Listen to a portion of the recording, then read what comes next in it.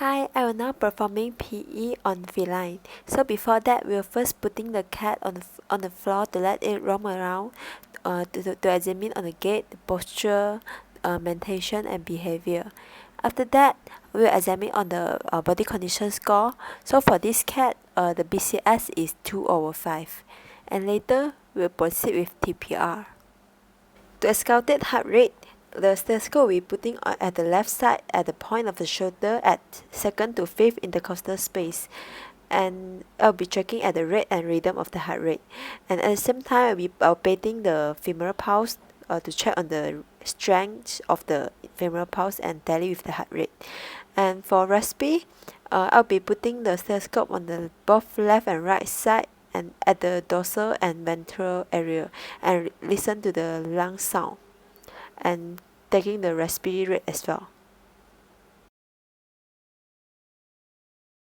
Okay, proceed with temperature. So I'll be using thermometer and insert it into the anus and press it against the rectum wall to make sure that I'm taking the temperature of the cat, not the feces.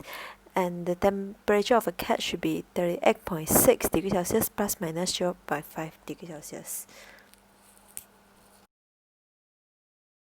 So I was checking on the skin tan now to assess the dehydration status. So for this cat, skin tan is 2 seconds. So the examination will be starting from the head. We'll be looking at the symmetry of the head first, and then checking on the eyes.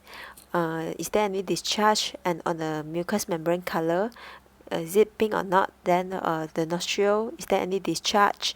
And then check on the oral cavity, the mucous membrane and CRT. So for this cat, the mucous membrane is pink and CRT is less than 2 seconds. Also have to check on the teeth, is there any broken or erupted teeth, and then check on the inside oral cavity, is there any inflammation or lesion. Then I have to check on the ear also, check if there is any discharge, dirt and any alopecia on both of the ear. And then the lymph node. For lymph node palpation, we will be starting from the submandibular lymph node, and we have to make sure that both lymph nodes are palpated at the same time and no enlargement, and both sides should be similar in size and should be firm. Then we will later proceed with prescapular lymph node, and then axillary lymph node, and inguinal lymph nodes, and lastly popliteal lymph nodes. After that, we'll proceed with musculoskeletal system. We'll flex the limbs, make sure there's no rigidity and can be flexed easily, no muscular atrophy, and check on the nails and the paws, make sure there's no injuries or lesions or any traumatic injury. And we'll do for all 4 limbs. Okay, so for abdominal cavity, we're first palpating the kidney, which is located caudally to the last strip, and right side should be located more cranial compared to the left side.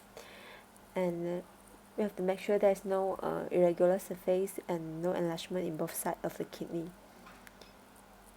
Then after that, we proceed to the bladder, make sure it is compressible, and check for the turgidity and is it distended or not. Okay, then for the colon, make sure that there's no hard feces inside, means there's no constipation.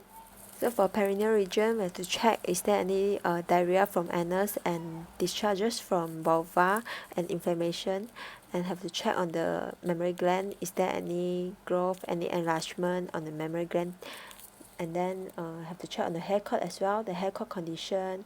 Then have to check if there is any lesion, any growth on the cutaneous surface, and we have to run our finger on the surface of the hair cord to check is there any fluid